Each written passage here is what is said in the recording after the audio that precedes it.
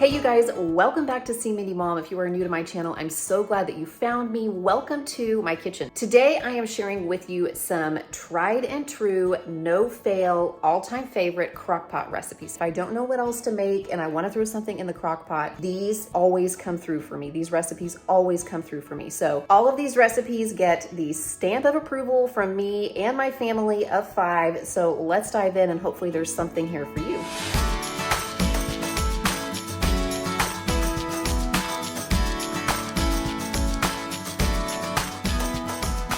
Today is the day when I do my big restock grocery haul that I do every few months here on my channel and in my household. And I find that on those days, I tend to put something in the crock pot because it usually takes me all day to shop. And then I'm trying to put things away and kind of reorganize the kitchen and stuff. And by the end of it, I just really don't want to cook, which is sort of ironic, right? But I am going to make a tried and true crock pot recipe for us. I have made this so many times over the last couple of years. I will leave a link in the description box to the website where I found this recipe. It is a creamy ranch chicken spaghetti. So essentially it is a chicken spaghetti that I can make in the crock pot. We even cook the spaghetti in the crock pot. We throw it in at the end about 30 minutes before we're ready to eat it. So it's basically a one pot meal, but the pot is my crock pot. But it's really simple ingredients that I almost always have, just really, really easy. And I know that if you've been watching my channel for a while, you've probably seen this before because I've made it several times, but I have a lot of new subscribers, I think, since the last time that I made it, or maybe, you just needed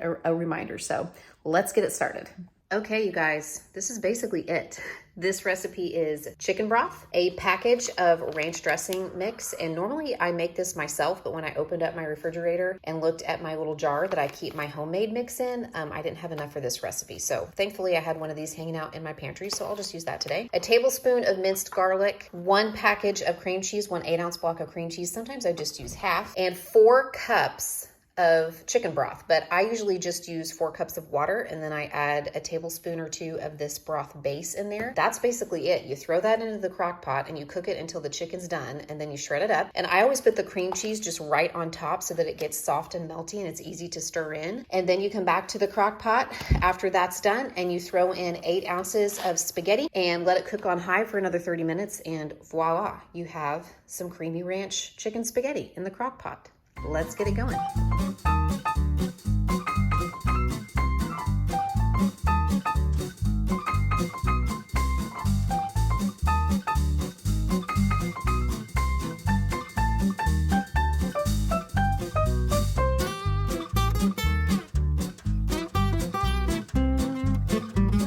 I'm getting a little bit of a late start on this today, so I'm actually going to let it cook on high for about 90 minutes to 2 hours, and then I will bump it down to low for the rest of the time until I'm ready to add in the pasta. That's a trick I use sometimes with crockpot recipes if I'm getting a late start, because I would normally cook things on low. I mean, it is a slow cooker. I want things to cook slow, but if I press for time, I'll cook it on high for a little while just to give it a jump start, and then I'll bump it down to low to finish cooking.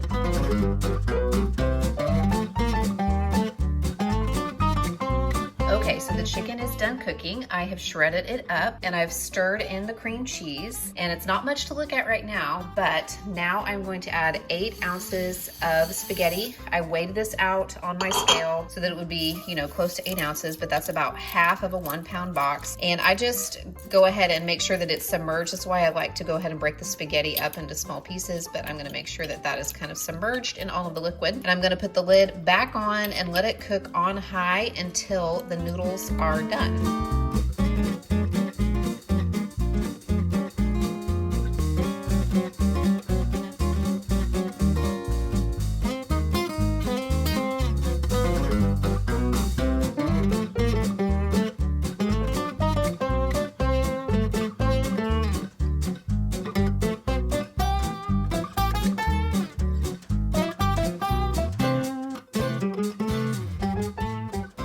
I'm so glad to be working with ButcherBox to bring you this video. I became a member of ButcherBox back in the spring of 2020, and I've been very pleased with their products and services. ButcherBox partners with farmers and fishermen who meet the highest standards to bring you great tasting, high quality meat you can feel good about, including 100% grass-fed beef, free-range organic chicken, humanely raised pork, and wild-caught seafood, frozen at the peak of freshness and delivered to your doorstep.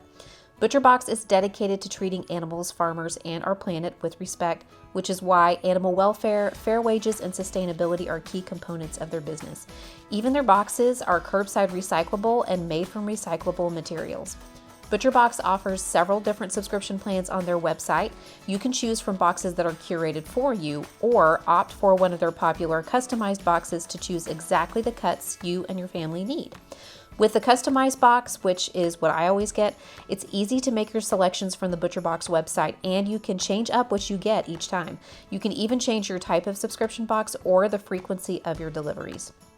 In my area, organic chicken breast is expensive and not always available at my local stores, so I find the USDA certified organic chicken breast in 3-pound packages to be a great value.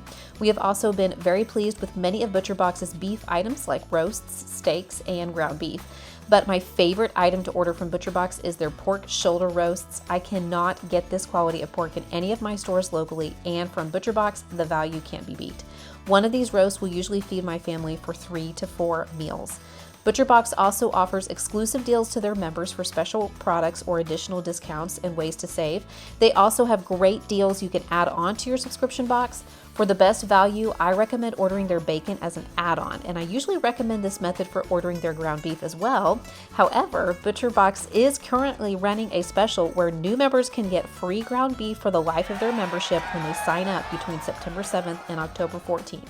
This means in addition to your selections, you'll also receive ground beef at no additional charge.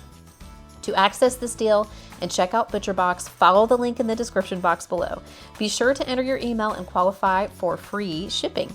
Again, thank you to ButcherBox for sponsoring today's video, and go check out their website linked in the description box and get free ground beef for life for new members.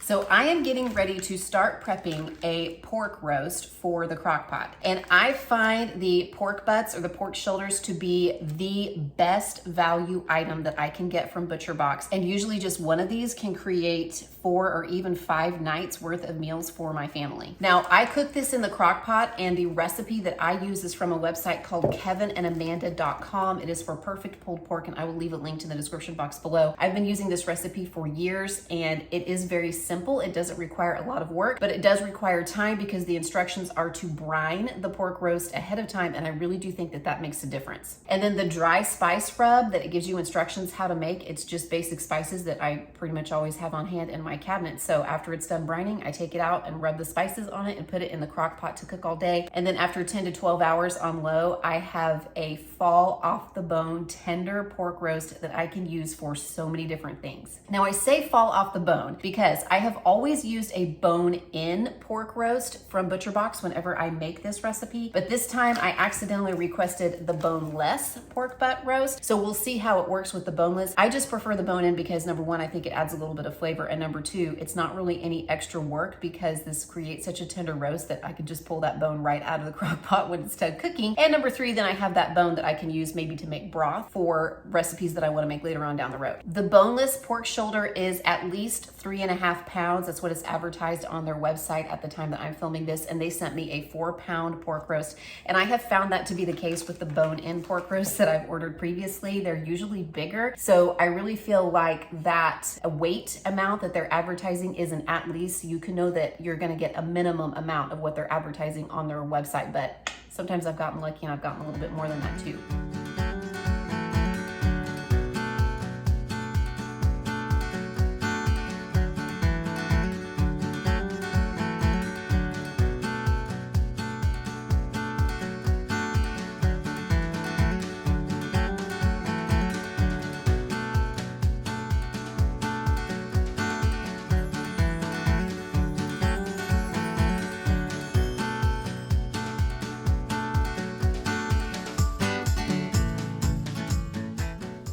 The measurements that I showed you for the spices in this recipe are what I have determined to be the best mix for us according to our preference. And also the original recipe says to put some of the spice rub into the brine while you're brining the meat. I don't do this, I just brine it in salt water and it turns out fine for me. But after I'm done brining it for 24 to 48 hours, I put it in the crock pot and I rub the spice mixture all over the roast, and I make sure that it roasts with the fat side up because it will render some of that fat into the meat as it cooks and make it extra tender. And then I will just remove that fatty layer whenever it is done cooking.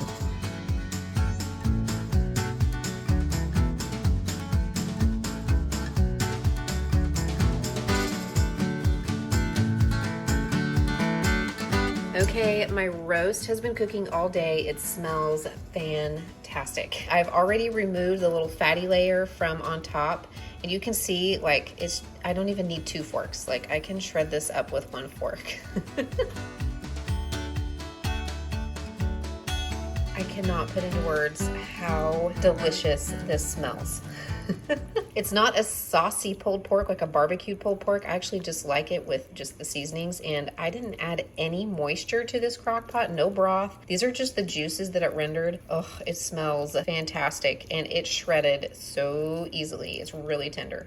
And here's dinner tonight. The pork turned out fantastic, like it always does. It never fails for me. It is so flavorful. I just took the easy route tonight, you guys. We're just having some steam in the bag broccoli and some good old Kraft mac and cheese and some easy garlic toast with bread that I pulled out from the freezer that I had previously purchased from the Walmart discount bakery rack.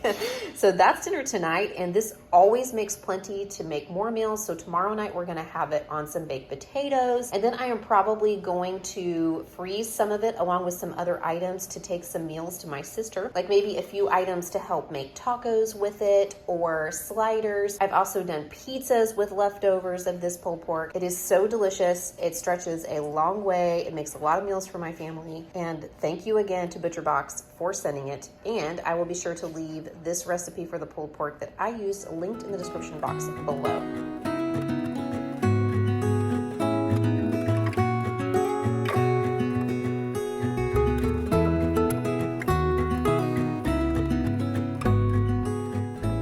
I will leave this recipe for green chili chicken that I discovered linked in the description box below. I have made it so many times and used it in so many ways.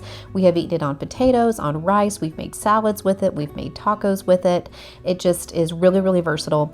It's just chicken breast. I'm using 2 pounds, 1 tablespoon of chili powder, 1 tablespoon of minced garlic, a can of diced green chilies, and about 3/4 to 1 cup of salsa. I just put all of that in the crock pot, and I add a little bit of olive oil since I'm using chicken breast and it's a leaner meat. If you want to use chicken thighs, you could probably leave that out. And then I cook it on low for about 6 hours, and then I shred it up and it's ready to go.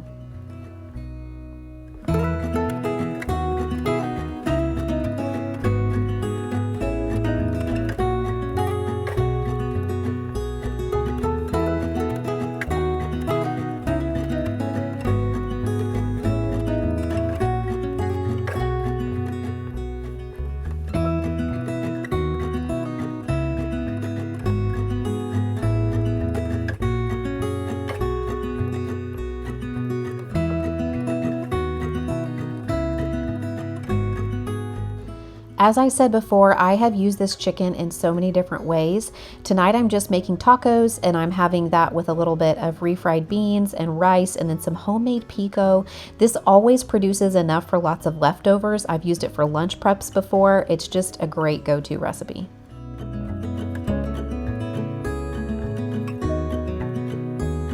Tonight we are actually treating ourselves to some steaks on the grill from ButcherBox, but to go along with this, I am going to make the vegetable sides in the crock pot, and we are having baked potatoes and corn on the cob. You might already know this trick, but it's actually just been a few years that I've known that I could actually cook baked potatoes and corn on the cob in the crock pot. Normally I would cook corn on the cob on the stove, but that really heats up my kitchen because it involves boiling the corn on the cob in a big pot of boiling water for about 10 minutes, and obviously turning on my oven for an hour to an hour and a half to cook big baking potatoes. So for my potatoes, I just prepare them like I normally would. If I'm going to put them in the oven, I just clean them. I roll them in some foil, and I went ahead and gave those a head start in the crock pot ahead of the corn because they take a little longer. So I cooked them on high for a couple of hours, and then I added the corn on the cob. And to prep the corn on the cob, I just wrapped it in foil with a little bit of butter and salt and pepper. I thought I was going to be able to cook these all together in my casserole crock pot, but I ended up having to get out just my big, like regular 7-quart crock pot that I would normally use. I just tossed those in there, foil wrapped and all. They're on high, and they should be ready in about 3.5 to 4 hours.